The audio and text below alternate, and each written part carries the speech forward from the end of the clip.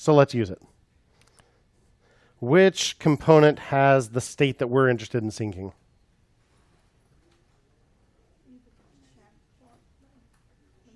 Yeah, right? Chat is the one that actually has our messages in it. So that's the state we want to sync. So we better import that Firebase stuff here.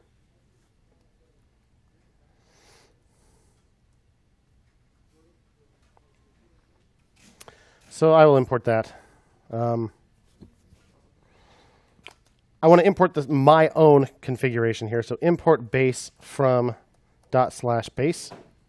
Remember, these are not classes. Well, I mean, the thing we exported is an instance of a class. But these are not classes that we wrote. These are not components, so I'm not capitalizing stuff. So import base from base.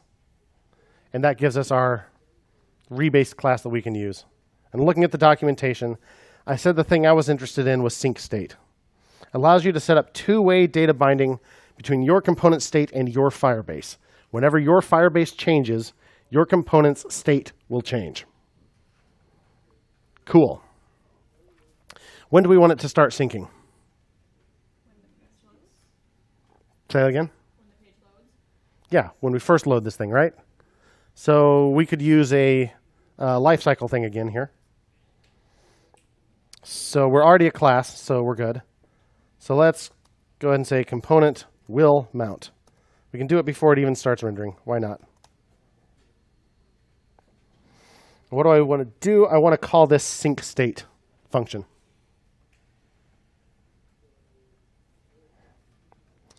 So base.sync state. It even tells us what it does here. All right, sync state. First argument, endpoint, a string, the relative Firebase endpoint to which you'd like to bind your component's state. What? Okay, it's a string. How about messages? Sure, messages. What else? Next argument is options. This documentation is a little long. Let's look over here. Options, object. Okay, it looks like there are two required things in here.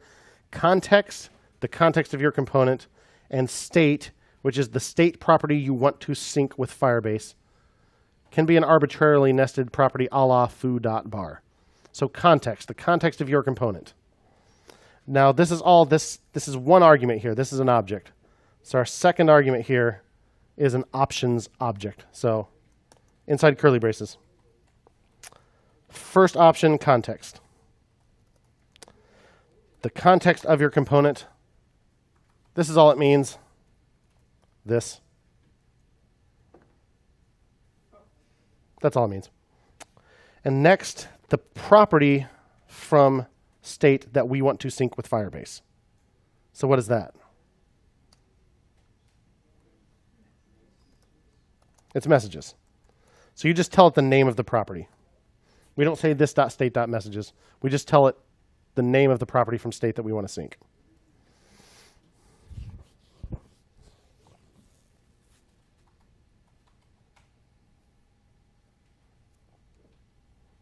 Okay, sure.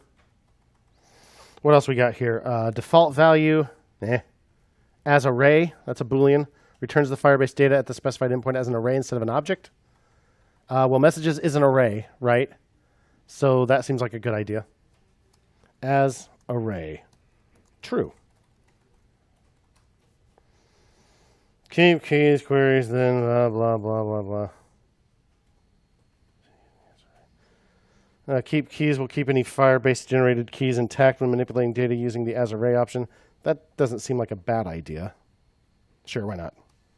What does that do exactly? So if Firebase is automatically generating IDs for us or something, it'll keep those intact as we try to sync this thing, which, I don't know, if it's doing that, sure, why not? Maybe we don't need it. It seems cool. So what's happening? Let's make some messages. I didn't break anything yet, it looks like. I don't have any errors. I just have the same old warnings that I've had. So let's add a message. I less than 3 React. Like, seriously, it's the best. Oh, that was interesting. Yeah, I couldn't get down to. Let's look at Firebase.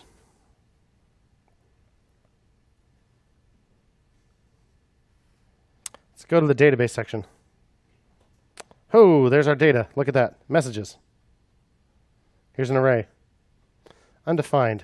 How about we take out that keep keys thing? I think that might be harming us. I'll just delete these. But I think I get that first argument now. It said sync state. Where is it? Endpoint, the relative Firebase endpoint to which you'd like to bind your component state. So what if I put pancake breakfast here? And I start adding some things. Breakfast, lunch, dinner. I look at my database and I see pancake breakfast 0123. So here are my messages. So that just means it's going to put it under a key called that. So messages is probably better than pancake breakfast. But now I at least know how it works. Ooh, I just deleted them there. And they're deleted in my app too. All right, let's change this back to messages.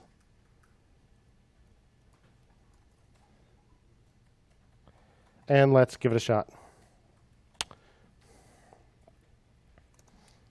Hey, folks. I can't wait to chat with everyone. I'm so lonely. Here we go. We got messages. Now I said this is two-way binding, right? Meaning change it one place, it changes the other. Change it the other place, it changes the other. So what if I said, hey, nerds, and then actually hit like the enter key?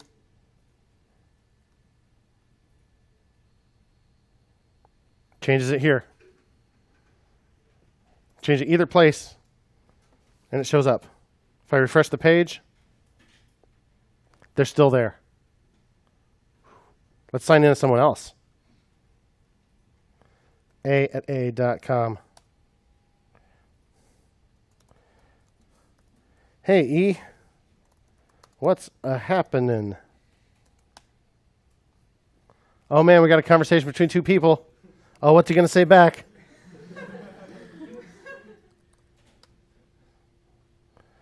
Hey, old buddy.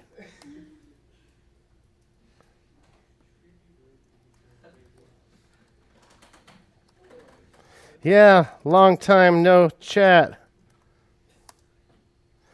Was good, as Maggie and the other kids today would say.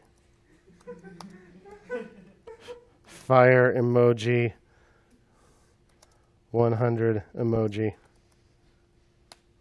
I don't know what those mean. Cool. We got a real chat conversation going here, and it comes back when I refresh. I can sign out, sign in as a different user. It's still there. Oh, this is awesome. Check this out. Sync messages with Firebase.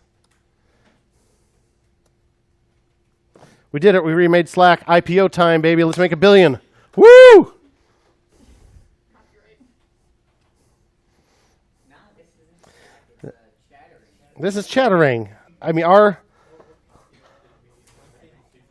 sidebar is not exactly the same width, and it's this kind of super dark bluish gray color. It's not purple. It also doesn't have all of the features that Slack has. No, but you know what? Slack has become bloated. See, we're doing the minimalist thing because that stuff actually distracts you. Is that Slack has features that we don't. I get it, man. I get it. I get it. All right.